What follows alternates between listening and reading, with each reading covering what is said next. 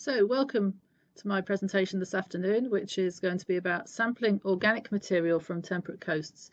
My name is Sarah Woodroffe. I'm an Associate Professor in the Department of Geography at Durham University in the UK. My expertise in terms of sea level change is primarily at the moment looking at Arctic salt marshes and developing sea level records over recent centuries from Arctic salt marshes, particularly in Greenland.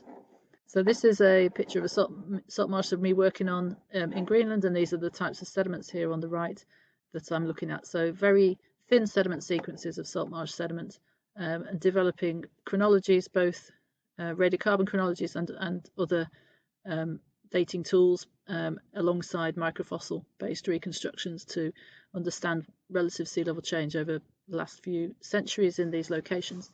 So I'm going to talk about how to sample organic material from these kinds of environments. I'm going to draw on my own expertise rather than giving you sort of textbook-based information. So I'm going to give you a case study where I tell you about how I would undertake this work in Greenland, and then hopefully you can apply some of that to your own studies. So I've already said that my focus is going to be on coastal deposits and relative sea level reconstruction, particularly in the Arctic. I'm going to talk about salt marshes to start with and how I develop radiocarbon chronologies from salt marshes. And then I'm going to move on to talking about isolation basins. And they are lake basins that have been lifted out of the sea by glacial-isostatic rebound. And this photograph here is from West Greenland. And you can see these lake basins at different heights above sea level, 35 meters above sea level, and the open sea. And you get these lovely sediments out of these lake basins where you've got a marine sediment at the bottom and then a freshwater gitcher on top. I'm going to explain how I would date these sediments, but also primarily how I would date salt marsh sediments like these to develop sea level reconstructions. So the Arctic is a particular case that's more difficult, as I would say, than generally in temperate locations, but some of the challenges are the same as you would find in trying to develop chronologies from salt marshes, say in the UK, Western Europe, or in North America. In some places we have very low sedimentation rates. So this photograph here with my hand on it, this sediment, salt marsh sediment here, the top part would have developed over a few hundred years. So we're talking 10 or 15 centimetres of salt marsh development over a few hundred years means that the sedimentation rates are extremely low. We also have strong root penetration, as is seen from this photograph here. The present day salt marsh plants are rooted all the way through the sediment column, so you can't just take a bulk sediment sample for radiocarbon dating, because you would also sample the modern roots of plants that are grown there now. So root penetration is a particular issue. We have the potential for sediment mixing and frost heave by various ice processes. So in winter, the front edges of salt marshes are affected by sea ice, and the ice can make these sediments ride up over each other. So this is a block of salt marsh sediment that's been lifted up during the winter and placed on top of another part of the salt marsh. So that's an issue when trying to develop relative sea level reconstructions. This other photograph here shows some ball and flame structures.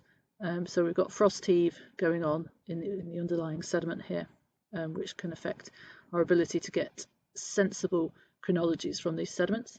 And we also try to date using small macrofossils, usually seeds, so not rhizomes. In salt marshes in North America, you might want to use the rhizomes of salt marsh plants, whereas in the Arctic, we're really interested in dating using macrofossils, particularly seeds. So having said all those negative things, there are a few advantages of 14C dating in Arctic salt marshes.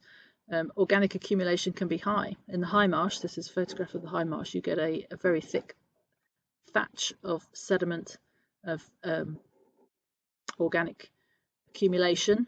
It can be very dense and very thick, relatively speaking. So organic accumulation can be high. There's good preservation of macrofossils due to cold conditions. So seeds and leaves that fall into the sediment, fall at the surface, are preserved there very readily. There's abundant material for dating in certain parts of the marsh, and I'll go on to talk about where the material comes from in a minute. And these salt marshes are largely undisturbed by human activities, which is a problem in lots of places around the world, but not so much in the Arctic. So I've already shown you a picture of a sediment column that you would see in an Arctic salt marsh. And at the bottom here we've got freshwater peat deposit, so that's the dark brown, and on top of that you've got the salt marsh sediment. So we're only reconstructing the last few hundred years, so we would try to use a range of different methods, including radiocarbon dating, but also lead-210 and cesium-137 and other pollution and pollen marker horizons as well, if they're present. So we're trying to use a range of different techniques to build a chronology, not just using radiocarbon dating. And we'd also use a diatom profile with it to reconstruct sea level. So alongside the dating, we're also using microfossils. So what is there to date, and where does it come from? This is always the case when if you're in the temperate locations or if you're in the Arctic. You really want to know where the macrofossils that you're going to date from within your fossil sediments, where are they actually coming from, and what is their relationship with that sediment as it was laying down. So this is a typical salt marsh from Greenland, and you can see we've got this low marsh here which is eroding at the front, so we try and stay away from that for reconstructing sea level because the sediments are going to be mixed. We've got a high marsh here, quite a wide zone of high marsh, and then we have an upland environment which is a cold land, cold-based environment, which is not influenced by the sea at all, above the high marsh.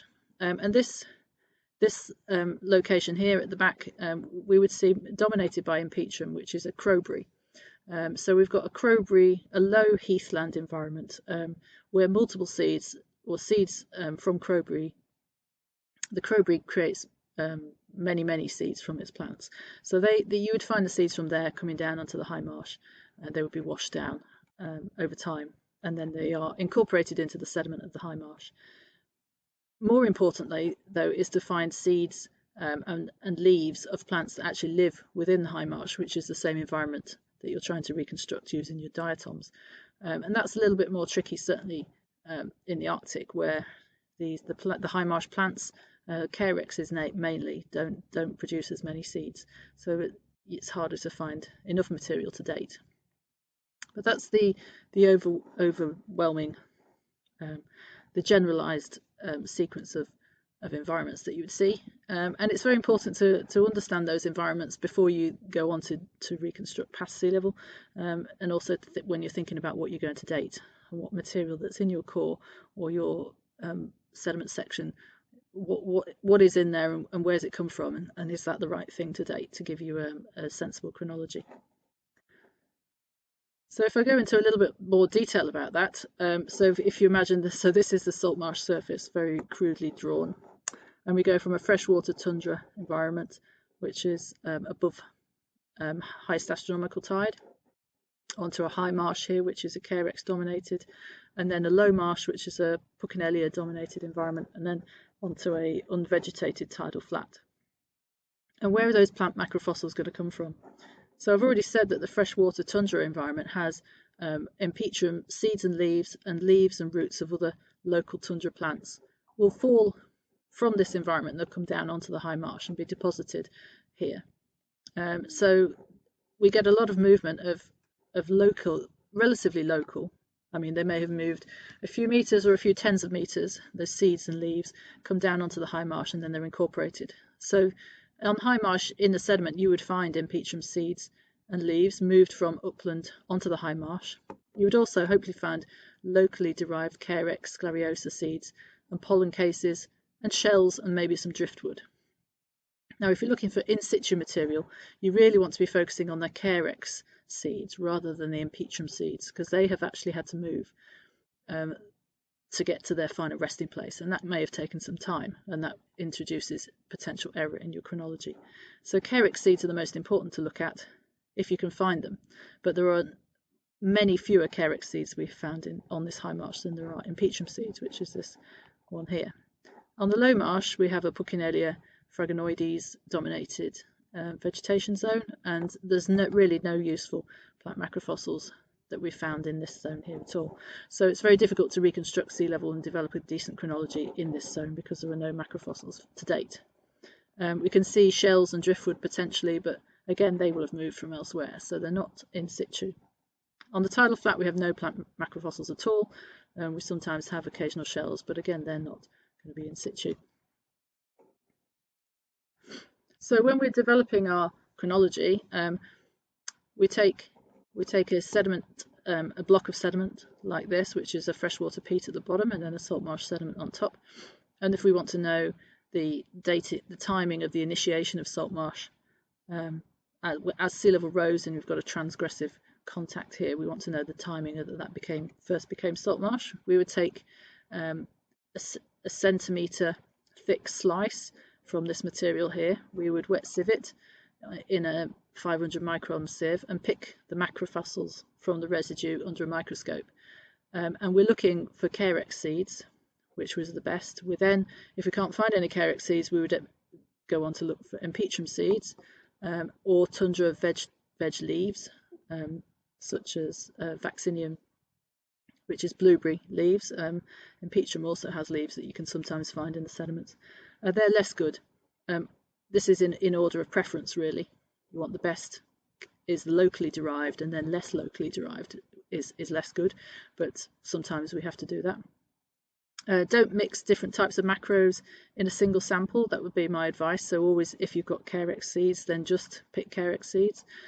If you've only got Empetrum, just pick Empetrum. Don't mix them together, because then that can create errors in your dating later on.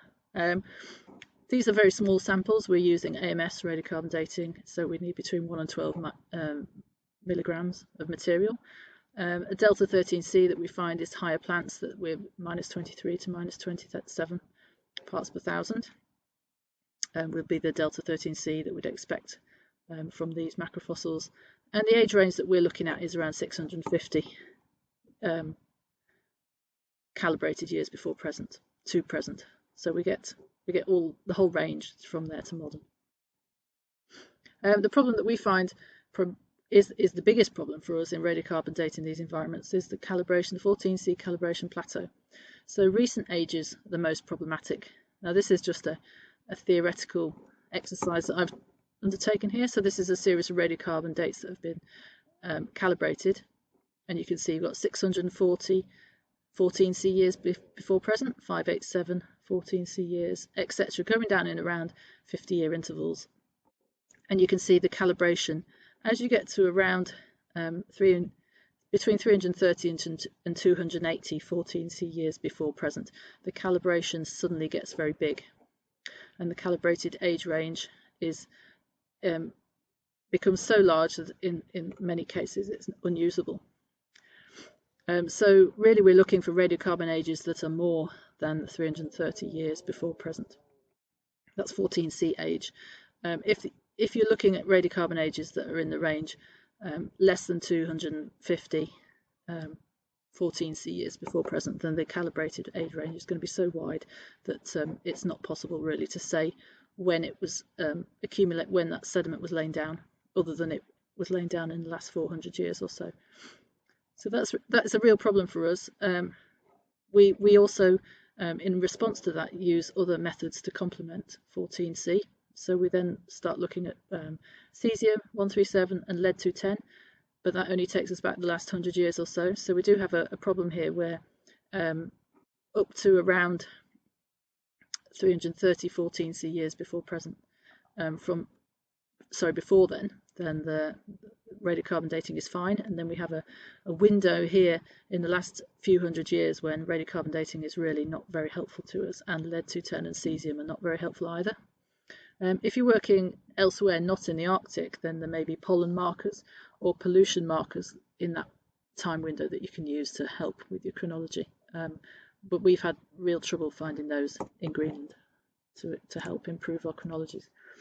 So if I'm just going to show you an example of a single core reconstruction from southeast Greenland, where we've got 3 radiocarbon ages from the bottom part of this short sediment sequence, this salt marsh sediment sequence.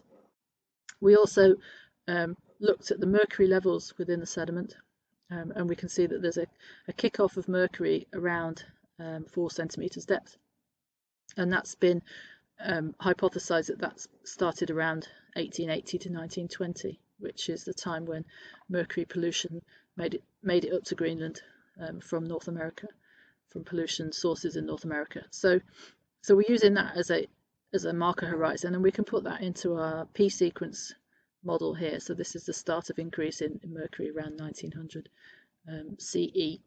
And we can create a P sequence model here using these radiocarbon ages and get a fairly decent chronology using three radiocarbon ages from the plateau period and one alternative marker horizon. And this shows here we've got the diatoms changing through time. We've also got our mercury levels, and then we've got radiocarbon dates, and we're able to reconstruct a paleomarsh surface elevation changes, which actually makes sense, and the chronology is good enough that we can use it to reconstruct sea level in this location. The alternative way of doing this is to take multiple samples from the same horizon within a rising section. So instead of looking within a single core, so taking multiple samples up a single core, we're finding the transition between freshwater peat and the overlying salt marsh sediment on a rising section here. So this is actually going up a bedrock slope, and here you can see the age of that contact as you go up the slope gets younger through time. And you can reconstruct sea level that way instead. Again, it's about picking macrofossils from that transition, making sure that they're salt marsh plant macrofossils if you can, rather than the Empetrum or tundra vegetation macros. And here, this is a reconstruction over the last 500 years or so from southern Greenland. And each of these red boxes here is a radiocarbon age from a radiocarbon dated macrofossil sample from one of those points within that rising sediment section over bedrock. So you can create, so instead of getting a single core or a single sediment section, we're using multiple dates of the same horizon through time and allow us to reconstruct sea level that way. And in here we've interpolated, we have some bomb spike, actually some post-bomb ages here, so we've actually interpolated the sedimentation rates to give us additional index points in the gap between the most recent pre-bomb radiocarbon ages and the post-bomb radiocarbon ages.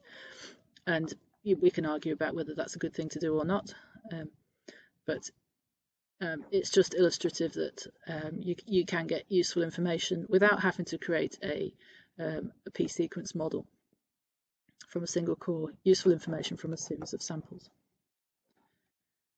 So that's the way we reconstruct or create chronologies in salt marsh sediments. I'm going to briefly tell you about isolation basins now. So this is the photograph I showed at the beginning of these lake basins that have been lifted out of the sea, and this is a typical isolation basin. Stratigraphy with the marine sediment at the base and then into a freshwater gitcher above. And this is another one here with marine sediment in the base. More of a transitional layer here as it comes out of the sea and then into a freshwater gitcher. So what would you date? Ideally macrofossils again. So we're looking for in-lake plants or moss that's been lain down, detrital material that's fallen to the bottom of the lake and has been lain down. And quite often you can pick material from that, say the ½ centimetre immediately above the isolation contact. Failing that, a bulk sediment slice is absolutely fine. We've used bulk sediment slices in the past, keeping that sediment slice as thin as possible, so a ½ centimetre or less bulk sediment slice through the organic gitcher immediately above the isolation contact will give you, often will give you an in-sequence radiocarbon age as part of an overall chronology from a series of different lakes, which makes total sense. No marine reservoir correction is needed because these are freshwater material. Potential problems that we have is a hard water effect, particularly when dating mosses. We've had out of sequence ages from dating mosses, so that's something to bear in mind. There's often a lack of suitable macrofossils in these environments because it was very cold when these lakes were lifted out of the sea and there's not much organic material accumulating. Also, we use some diatoms here to pinpoint the isolation contact. So to conclude then, A few general points about working in salt marshes. Knowing where the material you're dating has come from is key, so it's important to spend some time looking at the modern environment and working out exactly where your macros might be coming from and whether they're then useful for reconstructing sea level. If possible, when dating recent change, use complementary methods, not just 14C. Macrofossils are generally best, but be aware of potential issues with particularly where they come from. Always sample plenty of material, as lots will be lost looking for something to date. So always come back from the field with more material than you think you're going to need. And the overriding point is that each site is different, and you'll develop your own dating method that works for you with trial and error. And we can give you general ideas about what's a good idea and what's not a good idea, but until you've been to your particular site and tried things out, you won't know for sure whether that's going to work for you or not. Okay, so thanks everybody for listening, and if you have any questions, I'm sure they'll get to me.